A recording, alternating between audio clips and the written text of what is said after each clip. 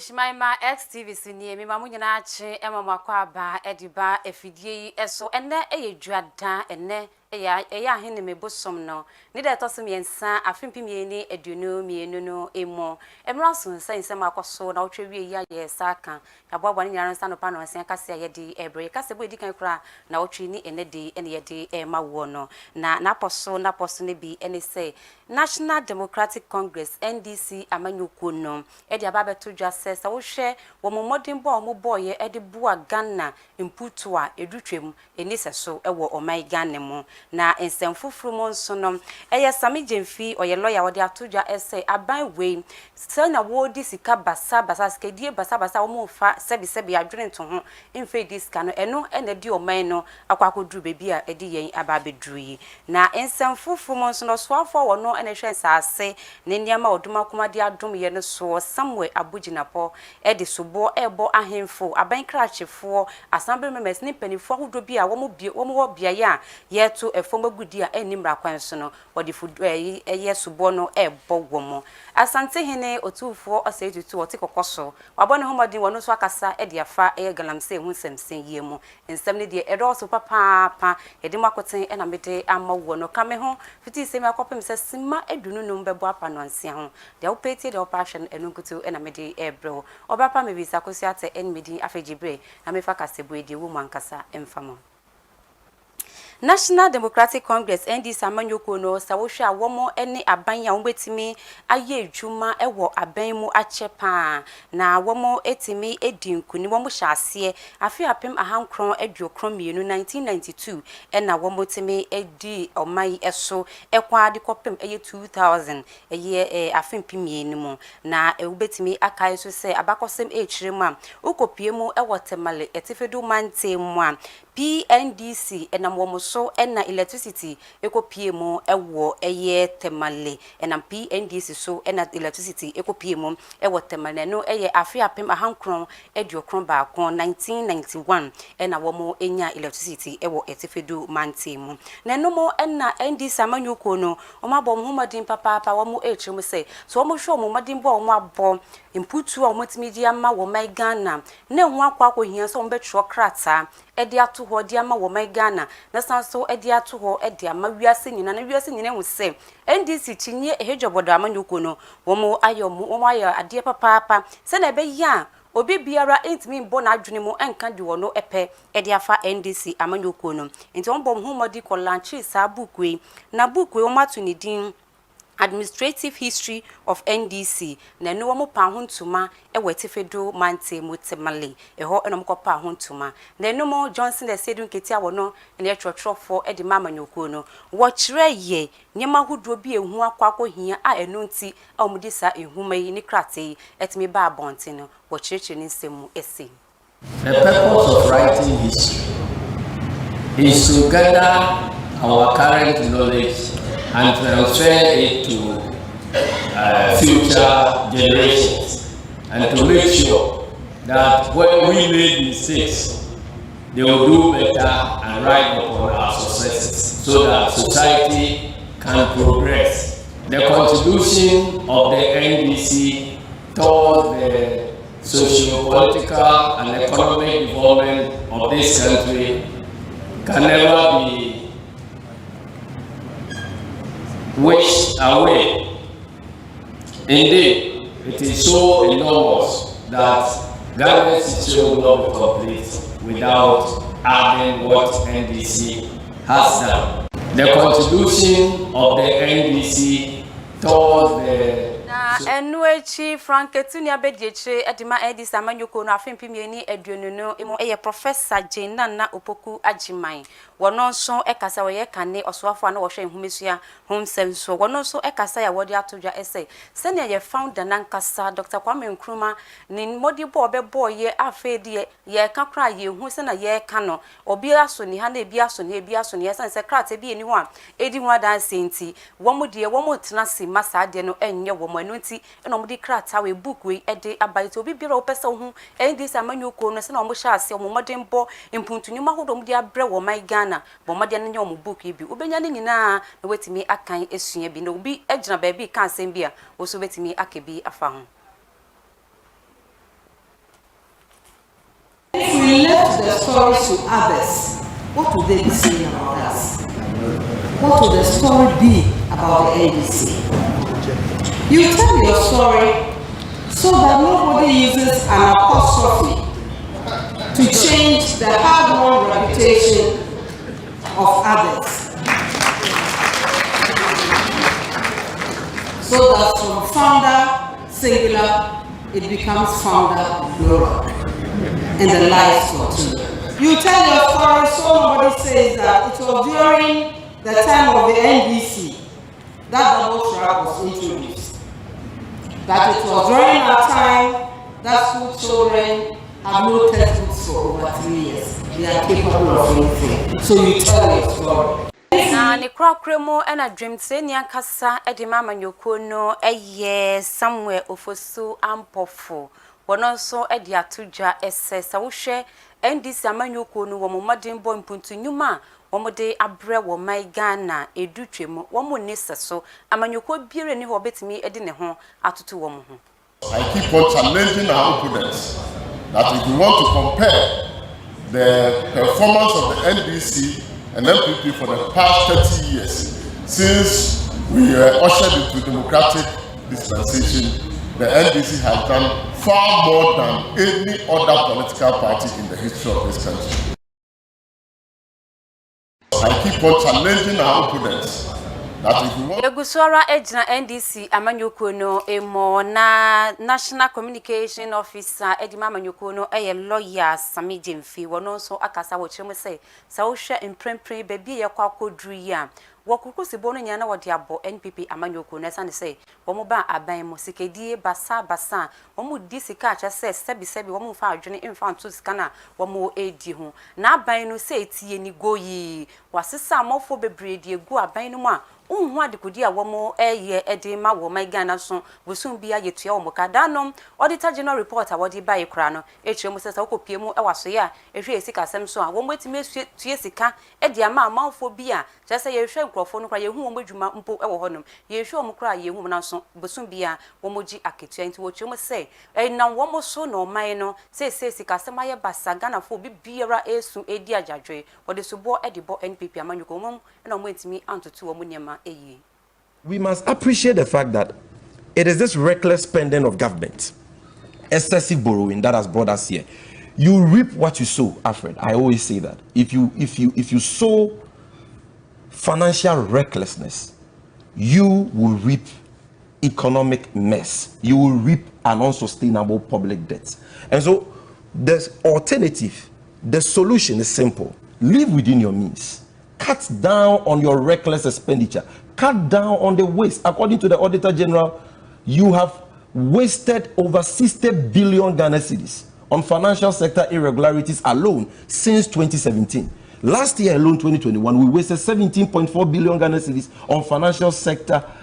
financial irregularities alone. You have spent $2 million on a phantom SkyTrain project that has amounted to nothing. You continue to abuse the public purse,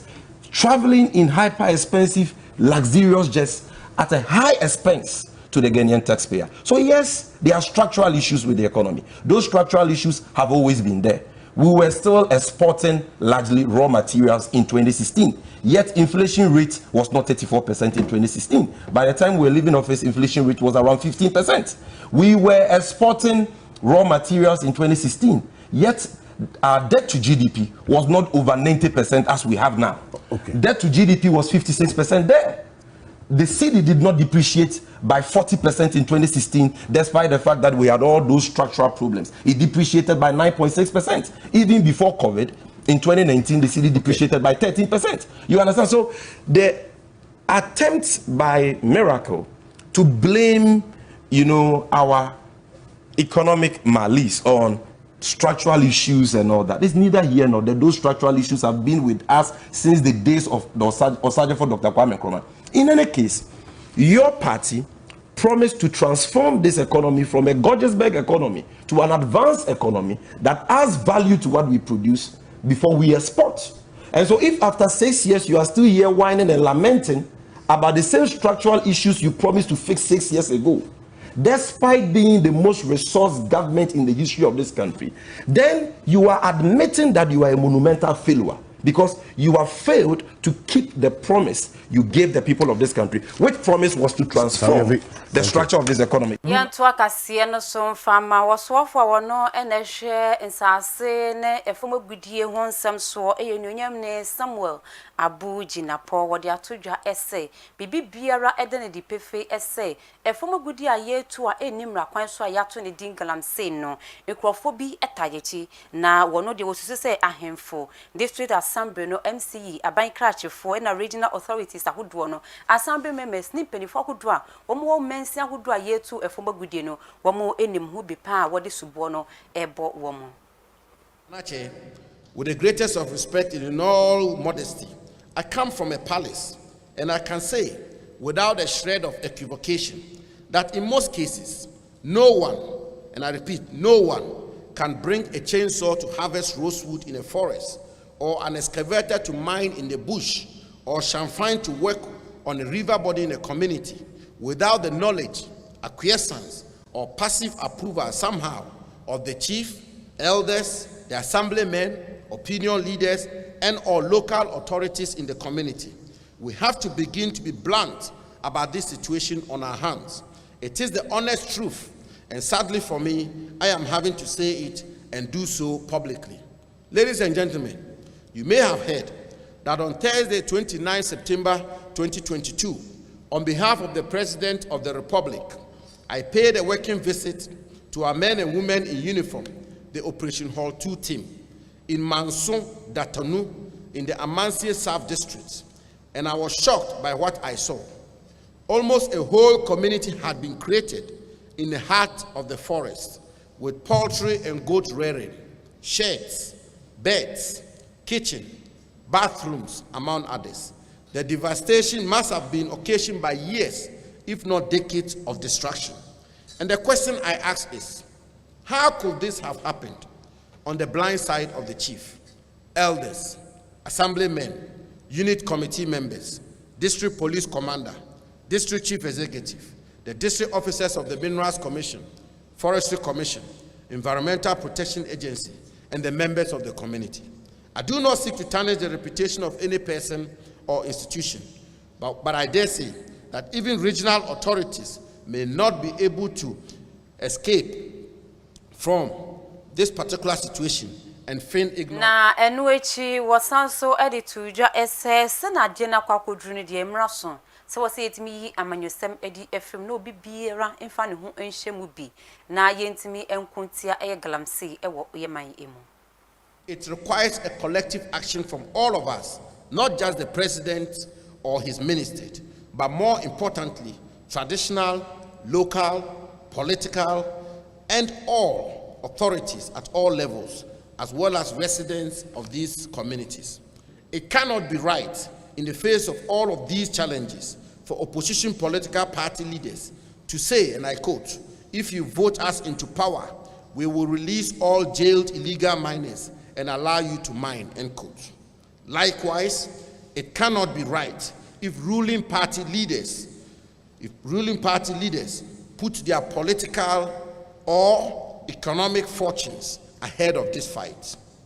This fight must be above partisan politics. It must be a national fight, and it requires all of us, our collective effort, to win this noble struggle of ours. The role of academia and natural resource managers in this regard is crucial. You must come up with solutions that address contemporary challenges in the management of natural resources. Several reports, at least in the past decade, points to natural resource shortages. When you tune in your radio in the morning, people are concerned, and genuinely so, about the destruction of our river bodies, lands, and forests. We must hear your voices on these existential challenges confronting our country. We need independent, authoritative, and strong moral voices such as yours. It requires And na just Oswafo no na wo kasa e wo Kwame Nkrumah University of Science and Technology KNUST Abra Faculty of Renewable Natural Resource wo AD wo 40th anniversary e na wo kopie mu e wo honom na wo pani anaposo wo hene a wo no nso wo kopie mu e wo honom a wo ko gina e ye otu force etutu anemu e kasa ye eye asichiri hene woni dindi na mensa bonso wo no nso e de ato eye wona wo mo esua e natural resource adie e woso aponu mu ese omo pe kwan pa ombefa so omo nya research na omo kire kwan pa e befa so a ye betimi die tu e galamsey ase e wo ye man no emu. People take our research finding serious, and therefore we should work towards that and come out with findings and some advice to the government on those challenges. It's everybody's business. When he was recounting on those who are around, he called chiefs, elders, opinion leaders, MCEs, government, security agencies, and everybody. So it's everybody's business. So we should take that, work towards that, and as a faculty, come out with the best. Galamsey hu semse yamo ene yeda so ejina na je se no de ababe jintre ha papa e wo ye man mu a enye asem kitwa oti kokoso asante hene otumfo se tutu a wotoso mienu wono so akasa e de afa Galamsey hu semse ye bo chire mu se aban no wo mo sori a ena ahemfo no wo mo nim hu bi ena weifo enim hu bi wono so de subo no ebo eye aban no esane se wo mo de omutu omukrom ho no ma wo be hu ane se amafo eye adwumai obi sa wo mo se community mine wo maji concession e de free aban no ho aban ni ma eye ahemfo nenim emma be ka kire wo mo se o ye de dwuma de bi amankrofo bi e wo krom ha se nti wo ba be di dwuma de wo hu ane se nkrofo no eye adwuma nti wo no de wo kire mo se bepem ne Ghana mampani na dodan kwakufa ado akase wo de na hinie ande yo mampani po edi atoso na so bepem ne ya bomade aye Operation Vanguard na friends no hot for ni ehu sisem bebrebe na so bepem ne Galamsey enya de yetimi to ase obisa se e ba ne sen e de na ekoso aban ni betire mu. From the district level to the highest level, we are all talking about Galamsey. The government set up a military police to do it. Why have we not been able to stop it? That's the point. Why haven't we been able to stop it? If you create a system where we say we will stop it, to the extent that the president says, I've put my presidency on the line, and yet it is going on, then to me, something is wrong somewhere. So we need to review why this is happening. Polluting our waters. And case in point, I came back and hear that a Chinese woman who was supposedly deported is back in this country also doing Galamsey again. Who allowed them to come? Is it that our borders are porous? Or what? So what happened? And people know who are doing the Galamsey. They know the people are working there in the communities with those people. Because at the district level, we have the